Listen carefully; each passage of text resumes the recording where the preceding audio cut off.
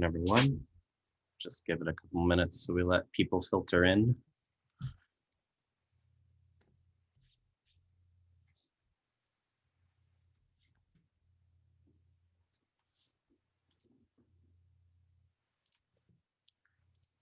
Okay.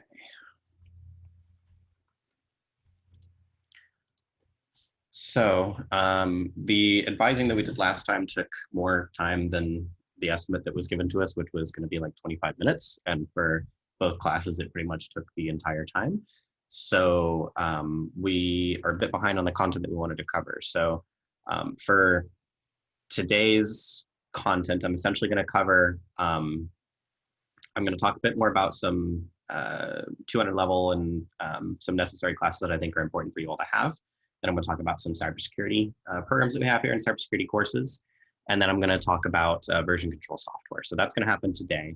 And then the development and security tool stuff that we want to talk about today, I'll be going over either in next lecture or in lecture 11, depending on how much time we have for both of those lectures. We have like more discussion or questions in one of them or the other. Otherwise, so for today, I'm going to release about an hour after this class, and so you'll expect it to be about noon, will be the next sort of assignment for you guys to do, and you'll have a week to do it. For the resumes and portfolios, I've got just a few left to do. On Moodle for this assignment, it's not letting me release the feedback unless I release it to everyone. So while I finish up these last few ones, probably today, then you should be able to get the feedback for all that tomorrow. Okay, so I think that's all classified all the way. If you have any questions, feel free to use chat, raise your hand, speak up, or else. So getting started on this. So I'm gonna share my screen here.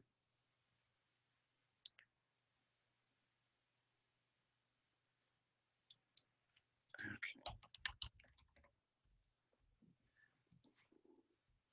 So hopefully everyone's able to see this. If you can't see this, then you can put in chat that you can't see it. Otherwise, I'm assuming you see it. So course registration is going to be coming up in a couple weeks for y'all.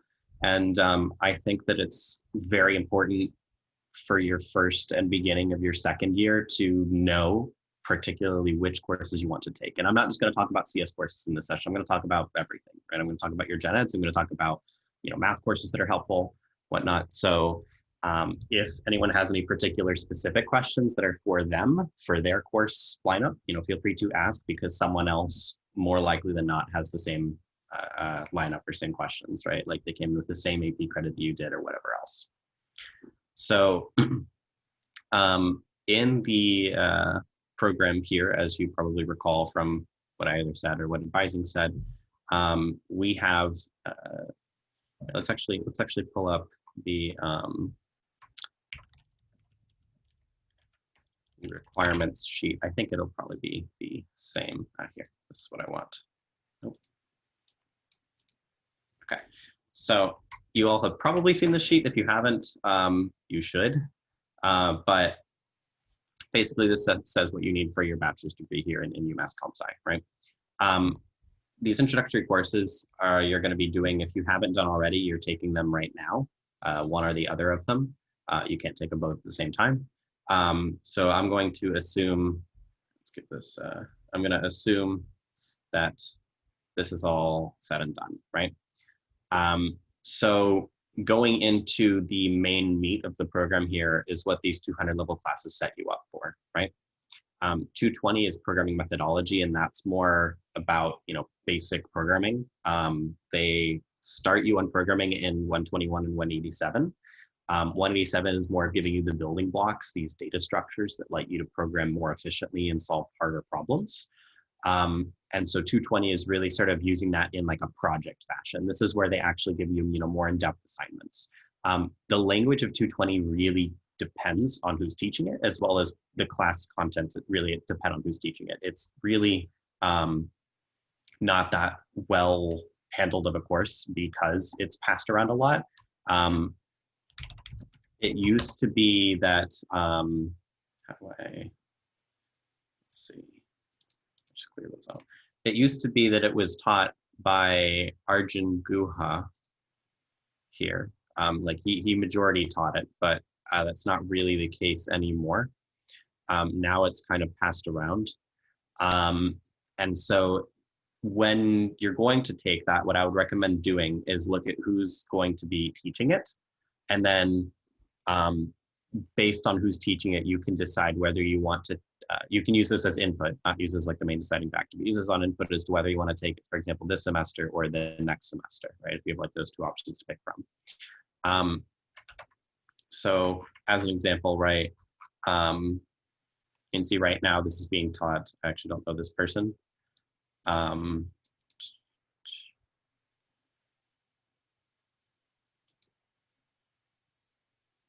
Okay, assume this, yeah, this seems correct. So going to this person's page, it says formal verification, security, and software engineering. So to me, this sounds like some of the projects they have, I don't know how much would be related to security or whatnot. It could just be more basic programming because security can kind of be hard to get into. But it could be that they do security stuff, but since they say they do this in software engineering, I would think that they would probably be, you know, based on as well having lectured for a bunch of classes before, I would think that they would probably be an okay, professor to have for this. Like they'd probably be pretty fine. So I personally would be okay to take this, right, in that semester.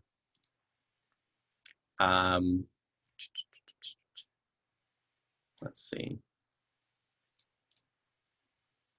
And so it looks like the language that they're choosing to use here is JavaScript, which as well, I'm not a fan of JavaScript. And for those of you who are familiar with it, you've probably heard lots of it about it being a bad language, but it is a language that is probably one of the most widely used, if not the most widely used language right now, because it runs in your browser, right? Whenever you visit a website, like JavaScript is used as the main component to make that website dynamic, right? So I would think that this is actually like probably pretty decent class to take, right? For this, with this instructor, with this set lineup. So check that, see if you can get information before you take it so that you can see and use that as an input factor as to whether you want to take it in that semester or not. The second one you've got, so you have 187, we'll check up to 230. So you have, or 220, you have 230, right? So 230 is really about the basics of computer systems. This teaches you like the layout of a computer and a motherboard and what memory is and how all these things operate together. And it also teaches you a bit of low-level systems programming with C, right? This course is, in my opinion, if you have a lot of experience with like system stuff going in, or you've worked with Linux before and stuff, this is probably going to be a little bit easier for you. For those of you who don't have like any Linux experience or anything like that, it's going to be a bit more difficult, I would think. And going to take this opportunity to show my course that I might be teaching again next year, which is Introduction to Unix. I might be teaching in the spring, and that I've taught 2 times, and it's you can go check out the lectures if you want. There, lecture PDFs are available, and you can go look at it. But it's basically teaching you how to use Linux and work with the command line and all these programs you can use and stuff. Teaching about other operating systems and whatnot. So that is like, honestly, I feel like that should be kind of a requirement as a precursor to this class, because really in 230, they just drop you straight in. So if you are having difficulty, you're going to have to look up a lot of information on your own, really. That being said, the main difficulties of the course come from 3 main areas that I think are important for people to be aware of going into it. So the first would be, again, that drop into Linux. So this is the first course where they have you use Linux virtual machines. Throughout the rest of the program, any sort of class that they'll want you to use Linux, and they'll assume that you don't necessarily have access to it as your main operating system. And so they will have you run it in a virtual machine or something, right? So this is going to be like your first introduction really to Linux and the program if you haven't used it before. That's a required introduction, right? The second comes from C programming, right? So right now, to my knowledge, they are still going with Java in both 121 and 187. If I'm wrong, someone can correct me, but that's my knowledge what they still use. Now, Java and C are different. They're both they're different types of languages essentially, but they're kind of similar.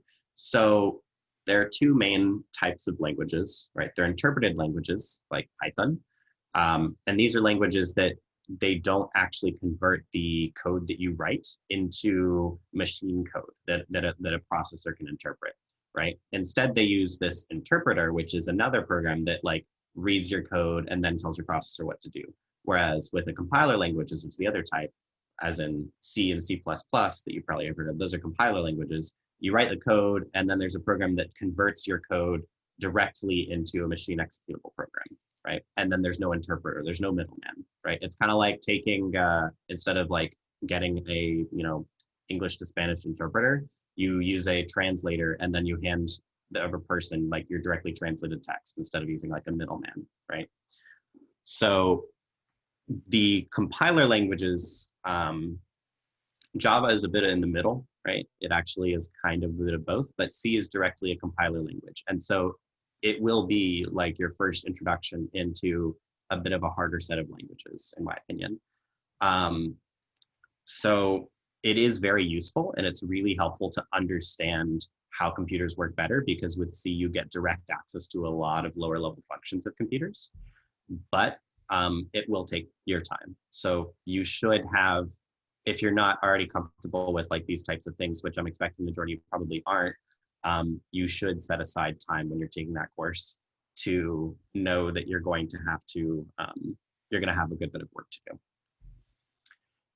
And then the last thing are those systems principles. So if right now, like, I gotta say, if before taking this course, before taking 230, if you don't really know, the very foundational basics of how a computer works, I recommend that you look it up.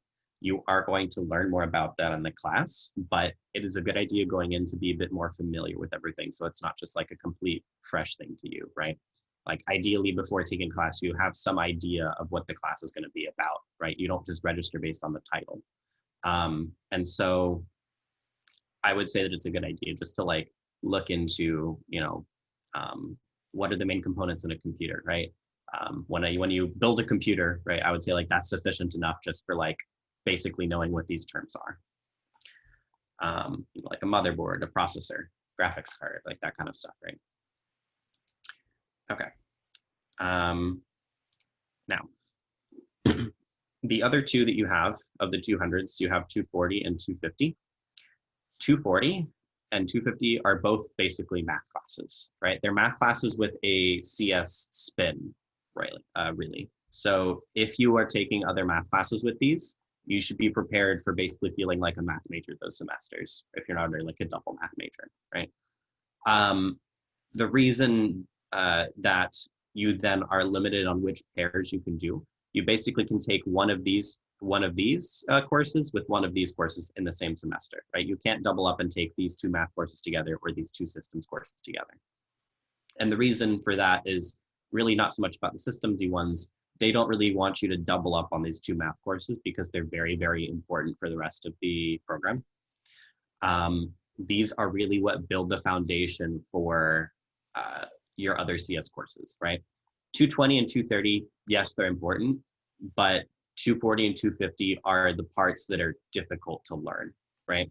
240 and 250 and 311 to that extent, which is algorithms, those are really the three courses that introduce you to computer science and like software engineering that you can't just learn on your own as easily, right? You can definitely learn the content of those courses on your own, right? Computer science is known for being one of those subjects that you can kind of just learn on your own, given enough time and resources. But those three courses are the ones that are the most difficult to teach yourself, right? You can really learn to program just by like following a bunch of tutorials and then getting the hang of it, right? But learning about these, about in 240, it's a lot about probability and statistics and this uncertainty concept. In 250, it's a lot about proofs and logic and theory, right? And those kinds of things are a lot harder to teach yourself, and they require a lot of drills and homework. So you can expect for those two courses, 240, 250, expect a lot of work, expect a lot of homework, but they will be very helpful to you. Like those honestly are, and they're taught by good people, right? 250 is almost always taught by Barrington, who is like one of the most senior professors in this department, and he's fantastic, right? 240, I think it's usually taught by Andrew McGregor, right? He's also really, really great. So definitely follow that advice when they say, you know, don't bundle these. I've known a couple of people who have managed to like get overrides to bundle like the two systems or the two math courses together, but in general, don't do it. Right? It is actually a fairly good idea not to bundle like both of these or both of these, right? Okay, so the last two that I'm going to talk about is like, actually, I'll talk about these math courses next. So 131, 132, and 233, right? They don't do 133, they jump straight to 233. Those are calculi, right? Calculi. Those are Calc 1 through Calc 3, right? 131 and 132, definitely very important. You probably, you know, a good bit of you are probably coming in with Calculus A or Calculus AB credit from AP.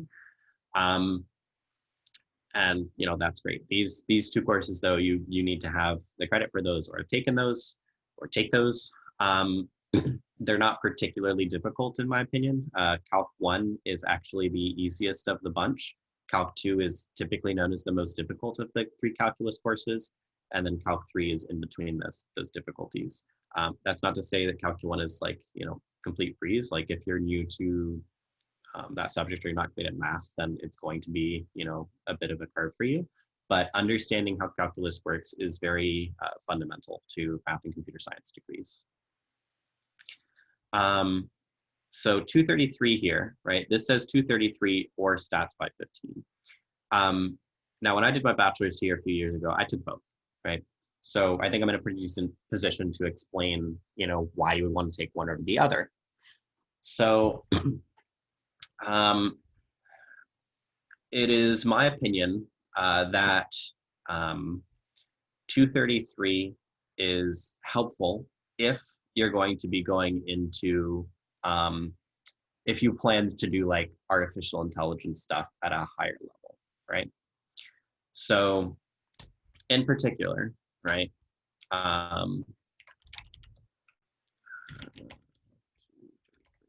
So in particular, right? Let's see if this will give me the, you know. Okay. Okay, so this is like, I don't know, what is up with all these stupid background colors, dude? Like the other the CS220 one that we looked at also, like this is so hard to read. I don't know why they do this. Okay, so of these topics, the most important sections that would come up in AI work is the middle, right? This stuff right here, right? This beef of the course. This is really actually important in higher level artificial intelligence. I'm talking, and machine learning, right? I'm talking about if you take like Comp Sci 589, 689, 683, to some extent 383, these concepts are important, right? So if you are interested in that stuff, then do make room before you're going to take those courses to do this. In fact, I think it is a requirement for at least some of those, but it's actually an important requirement. On the other hand, Stats by 15 is more or less for roughly the first 60% of Stats by 15 and Stats 240. For roughly the first 60% of those courses, they are identical. They teach you the same stuff, right?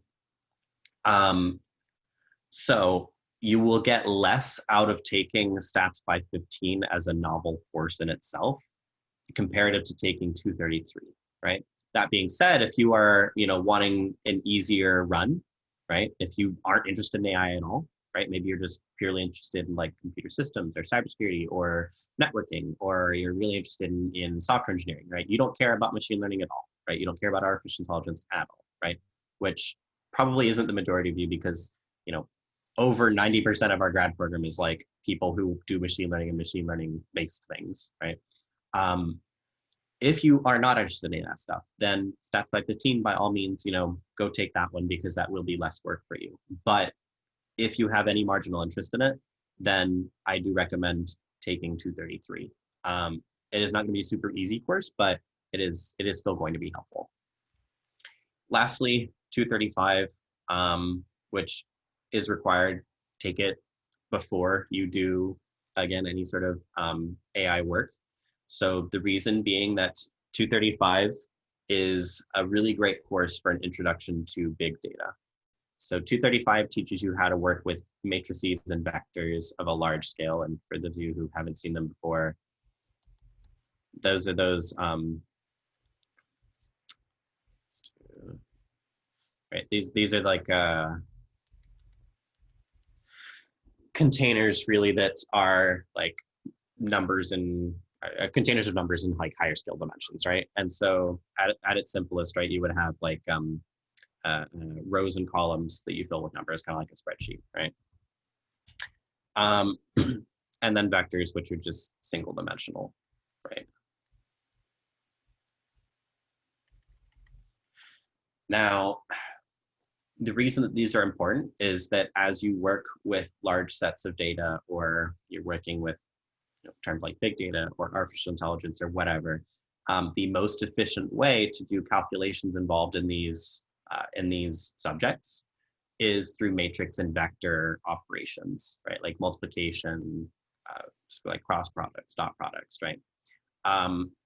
And so knowing how to work with these beforehand and do equations involving these beforehand is important, right? So that's why, if you're interested in that as well, linear algebra is important to take before you do that kind of stuff. So for that reason, I feel that a pretty decent lineup for those of you who, so say I'll make like a one year lineup, like pretty decent, right? So I'm going to assume that you came into, so even if you come into the program fresh, right? You take 121 your first semester. I'm going to assume you take 131 with that. Your second semester, you take 187 and 132, right? So let's say you've done all this stuff. Now you're at the stage where you have to take these 4 CS courses and then these 2 math courses, right? I would say if you have interest in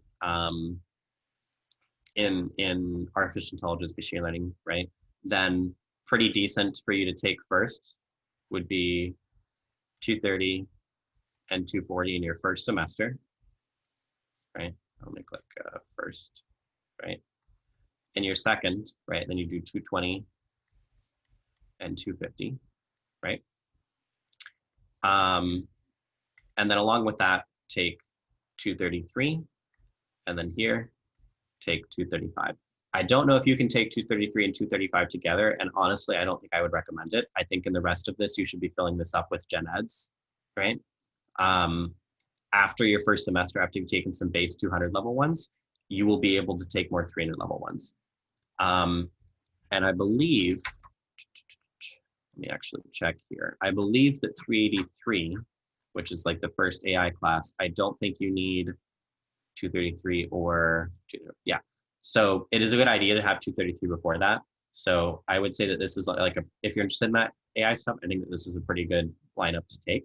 And then in your first semester, look to fill the rest of this with gen eds. In the second semester here, you can take 383, right? And then after that, you will be set in your foundations to go forward for the rest of your program, right? Presuming you have 2 years left in your bachelor's degree to take grad level AI classes, right? Grad level machine learning classes, right? Then you're set. However, if you're not 100% sure about what you want, or you know you're not interested in AI stuff, then the combination that you take first is going to really depend, right? So if you're interested in systems-y stuff, then I would again still recommend taking 230 and 240 first. If you are interested in software engineering or just generally computer science and you're not quite sure yet, then I would say 220 and 250 are best to take first, right? Okay.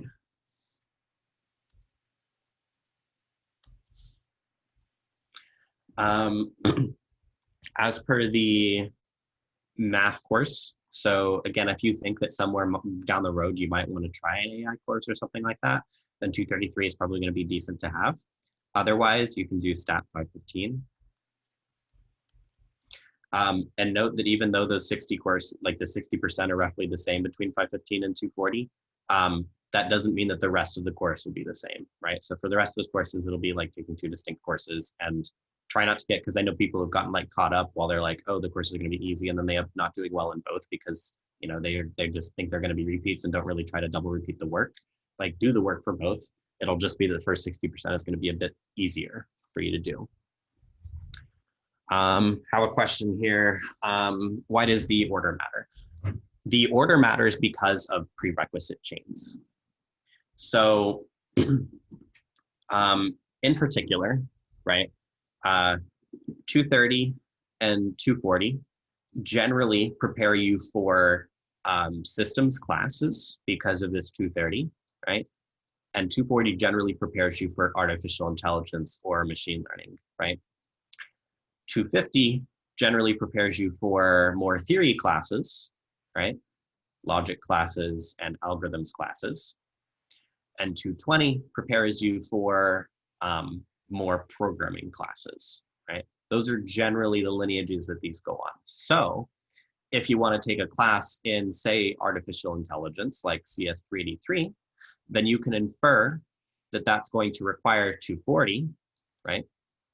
And probably will require 220 or 250, possibly 230, one of these other ones, right?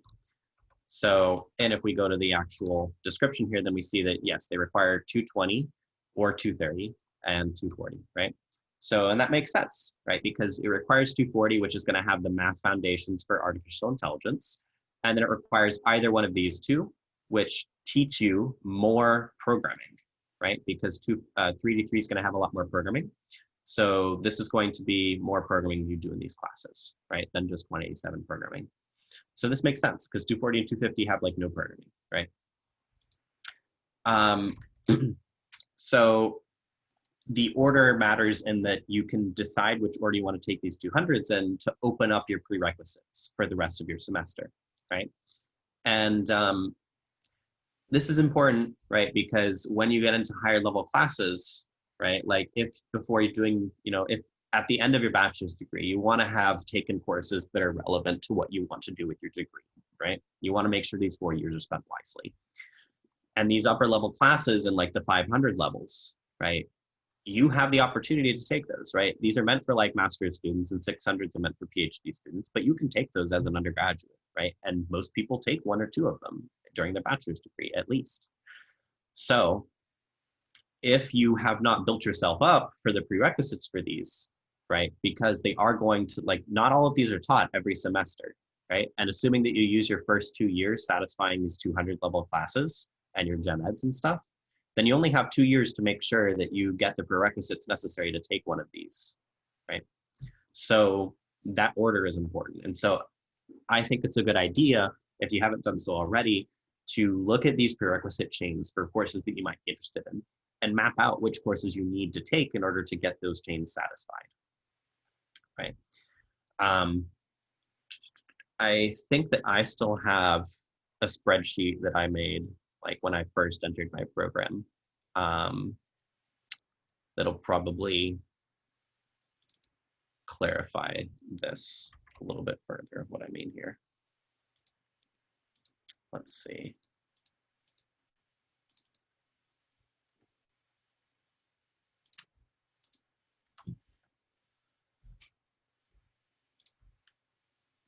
Yeah, okay. So here's an example, right, of a spreadsheet that I made a few years back, right? What I did here is I mapped out all my semesters, right? I did my bachelor's degree in 2 years. And so I mapped out my semesters for the courses that I was going to take, right? Based on the courses that I wanted to get to, right? Like I knew that I had interest in AI stuff earlier on. So I planned to take, and note that I actually didn't strictly stick to this guidelines, right? I actually ended up taking like a fair amount of these courses, or some I took earlier, some I didn't take, some I took later. But this was a good idea for me to map out what I would need if I did want to take those courses that I had interest in, right? I think what I ended up doing was closer to this one, right? So I did like multiple timelines for things. So what I did here, yeah, so I did 230 and 240 first. And then actually I did both, right? I did both 515 and 235. This was because I was also a math major, right? But you don't have to do both. And then after that, I planned, right, the following semester to take 383, right? And then do my 220, 250, right? And what that opened me up to was then I could take 683 and I could take 589, right? I didn't end up taking both of these together, but I did take 589 that semester, and it was a fantastic course, right? But if I hadn't planned to do 383 beforehand, then I would kind of have to scramble to get that done and then be in a semester that offered 589, because these grad courses aren't offered all falls and all springs of all semesters, right? They rotate. So you need to like plan for the rotation of it. Okay. Okay, so otherwise the last two that you have to worry about that I'll talk about are 311 and then your choice of 320 or 326. So 311 is algorithms, right? This is undergraduate algorithms. And in my opinion, 240, 250, and 311 make up three of the most important courses in your bachelor's degree in computer science. These are the courses that will really help distinguish you from someone else, right? If you do poorly in these three courses, you're not going to have a great time in industry working in a software engineering position. You're not going to do great under coding interviews, right? Like these are courses that you really need to pay attention in, and you need to make sure that you're doing the work for these courses. Like if you don't end up with an A or an A minus or like a B plus in these courses, you're gonna have a difficult time, right? So really put in the effort for these. 311 in particular is a time-consuming course. Don't take it with like a super heavy semester so that you can give it the attention that it deserves and requires, right? If you pay attention in 311 and you do everything that you're supposed to do in 311 and you get an A or an A minus or whatever in 311, you will be prepared a lot better comparatively to others to do coding interviews, which will help you land these, you know, high-paying whatever positions you want in industry, right? So definitely do pay attention and work hard on those courses. As per 320 and 326, 320 is software engineering and 326 is web programming. I took 326. I had lots of friends that took 326. I have friends that took 320. Now, more or less, they both kind of follow this integrative experience requirement. I see a question, we'll turn in a minute, but they answer this integrative experience requirement. And the idea is that for those who want to go into industry or for those who haven't done industry yet, right, we want to give them some practical experience. And so the 320 and 326 are meant to give you project-based experience that are supposed to be practical. If you are interested in any way in developing websites, then 326 is probably a decent option. If you have no interest at all, then 320 is a better option. So 320 is going to be a lot more focused on the software engineering lifecycle of programs and whatnot, right? How to plan effectively for software, how to develop it, execute on it, all that stuff, how to maintain it, how to go about bug fixes and, you know, features and all that. Like that's an important course, right? And ideally everyone should take 320 and then supplementally take 326 would be my opinion. But you're only required to take one of them, and they're both usually very full and busy courses. And so I wouldn't say like don't take both. So if you're interested in being like a full stack web developer, for example, then 326 might be a good idea. Now, I say that 320, going back, I probably would have taken 320 instead of 326. Reason being is that the content that you learn in 320 is harder to teach yourself than the content that you learn in 326, right? The content that you learn in 326 can more or less be learned online through tutorials and, you know, whatever resources, right? But the content you learn in 320 is a bit more difficult to teach yourself. So I would really look at you know, consider when it's time to take either of those two courses, really consider what you want to do. So question is, took some semesters with 19 new credits. Is it going to go that heavy? Yeah, so during my bachelor's degree, I actually I did a lot of semesters, so I did winters and summers throughout my whole degree, and I did in 2 years. Um, but I also came in with 50 something credits done. So I came in with roughly half my degree done. Um, and then I did double major, so I wasn't able to just hit 120 credits. I had to go for a higher amount, like 132, right? So I would say, I mean, I did this and I did fine, but I don't know if I would particularly recommend it. So, my time was very busy. I didn't have a lot of free time to do much. Um, but I think the reasoning as per why I did this, right? Because a lot of people kind of ask me like, well, why did you want to do that? Why not just take an extra year or two? The reason that I did this, so first and foremost was the expense. So taking more credits in a semester is cheaper than taking another semester. And for me, I did not want to, I was out of state, right? I was an out of state student. And so my tuition, at the end of the day, tuition, room and board, whatever, ended up being close to 30,000 US dollars, right, a year.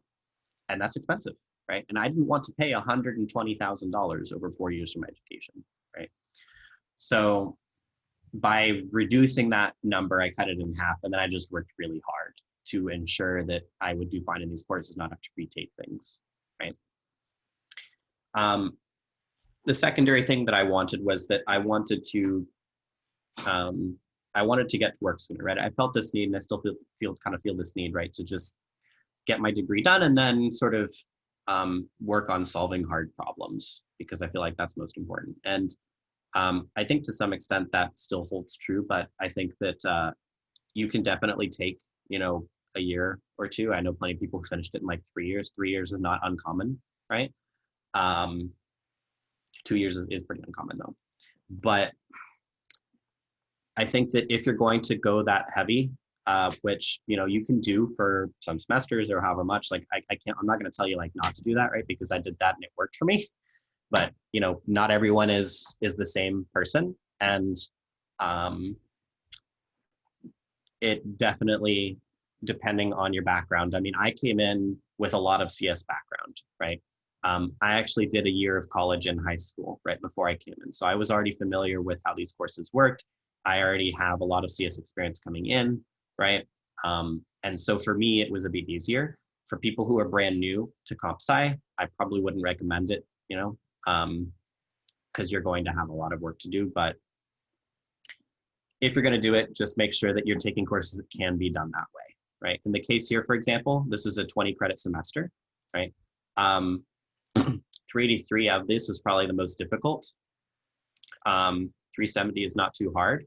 537 was a bit more difficult, but these three together, 250 was the most work. 220 and 326 combined together weren't that much work, right? 326 is one of the easier courses. 220 is one of the easier courses. And so in total, it made up, not a super heavy course load compared to what it could have been if these were all difficult classes. So you can do that stuff, just make sure that like when you bunch up the classes, they're not super taxing, right? Okay. Similar thing here, right? Because I took 240 and 515 together, roughly the first 60% were the same, right? Okay. Another question, what is the process like for signing up for a double major? So this actually depends on the double major that you want to do. So assuming that you already have your first major being computer science, then the double major, the second department, it'll depend on what department you want to do it with. So some departments you have to get approval from that department in order to do a major in that. Computer science is an example, right? And that's why a lot of people come in as this exploratory track, which I think is dumb, but that's to basically have more time to approve people, right? And it's because there is a lot of demand for the comp sci major here. Like we're a very good comp sci program.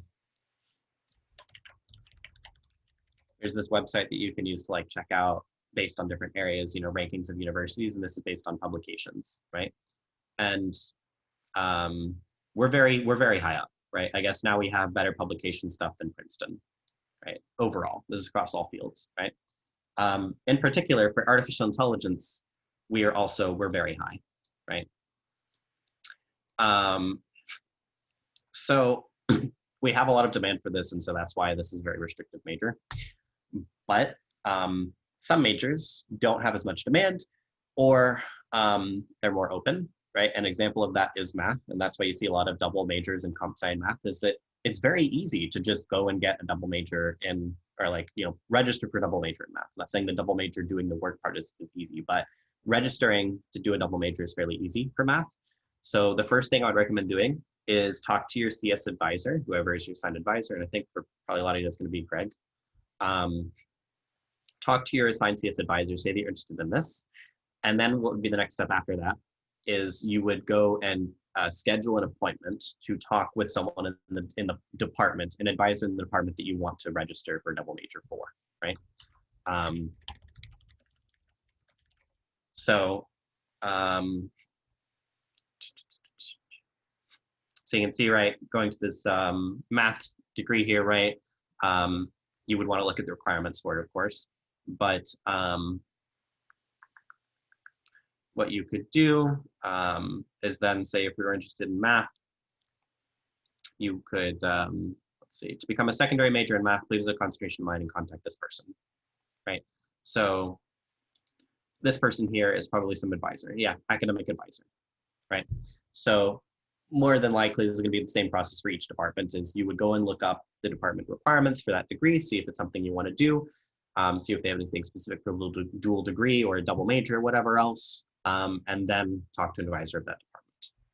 And then they'll just move, assuming that everything goes well and that they'll, plan a schedule with you and everything works, then they'll just, push some buttons and then you'll be a double major, right? Now, the difference between, so I want to clarify, there's a difference between a double major and a dual degree. I did not do a dual degree, although I was scheduled to do that at first, and then I reduced it, right?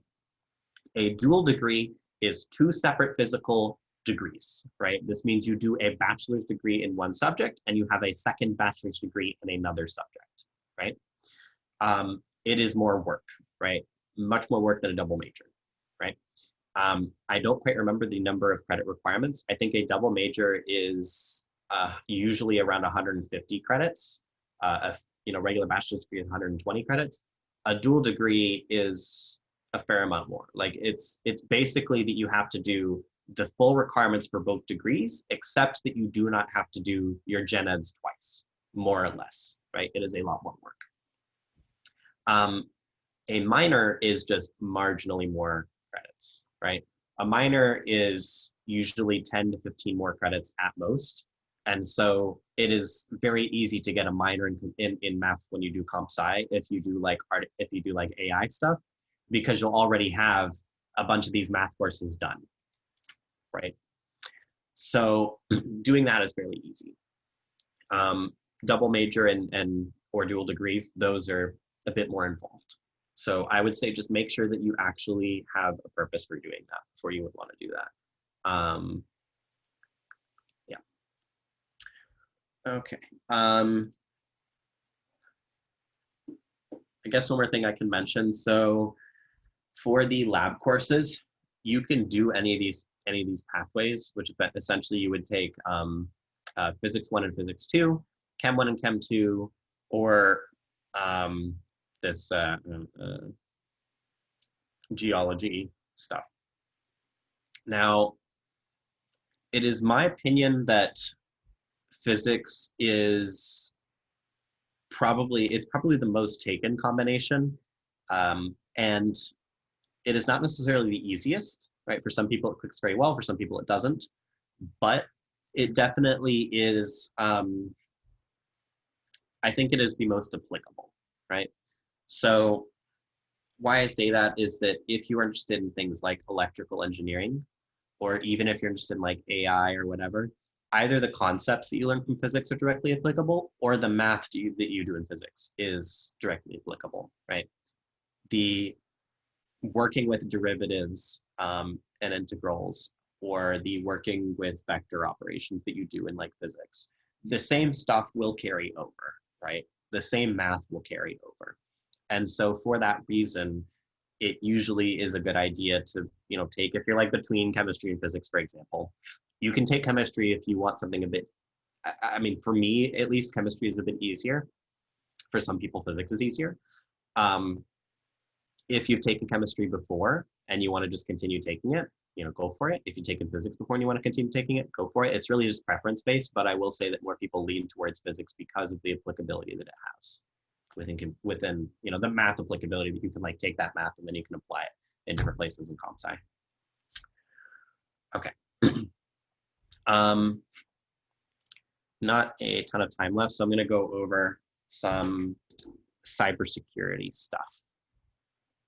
Okay, so again, if you have any questions, these have been great questions so far, so if you need more, feel free to ask. So here at UMass, we have a very nice cybersecurity department. I don't know if there's like a cybersecurity. I mean, we have like really rated systems as a whole. See if there's like a specific computer security and networks. Let's see. What else? Okay, yeah. So we have fairly good security, and fairly good systems in general, right? We also have fairly good AI, right? Like we are pretty high ranked in both of those things. And for security, we have something called the Cybersecurity Institute. This basically is a collection, like this is basically like our InfoSec kind of, it's not really a department, but it's within the comp sci department. So there are a lot of security courses that we offer. Let's see, I don't even think this is all of the stuff, because this is missing a fair bit, but here I guess they separate them into InfoSec and security. I don't know why, but we have a fair bit combined between these two of security-based courses. Some of you might be interested in security based on the survey that we've done. I think a fair bit are. So for security, definitely, and as Burroughs said to say, like take 230 as your first set of the 200s, because that will open you up to a lot more classes that you'll do in like systems and security work. And then generally the process that follows after that for courses is that you would generally, more or less, you would take a systems course. Right, an example would be CS 377. This is operating systems, right? And then you would take a corresponding, a corresponding security course, right? The reason that it's usually done, and this security course would like use the concepts that you learn from 377 in order to do the work in the security course, right? The reason that it is done in this way is that in security, you have to know, at least do it properly, right? You have to know how something works, right? So first, as you learn, I am really not great at writing things. First is you learn how it works, right? How it works. And then second, you learn how to break it. Right? So the reason is that if you're just taught how to break it right off the bat, right, then you're not really familiar with the underlying reasons of why things work, right? You just kind of are taught like templates for how to just hack into things or do whatever else, right? But understanding how it works allows you not just to learn how to break it, but it allows you to figure out on your own new methods for breaking things, right? You're not just taking existing approaches to hacking or whatever else. You're not just taking existing exploits that exist, existing viruses, whatever.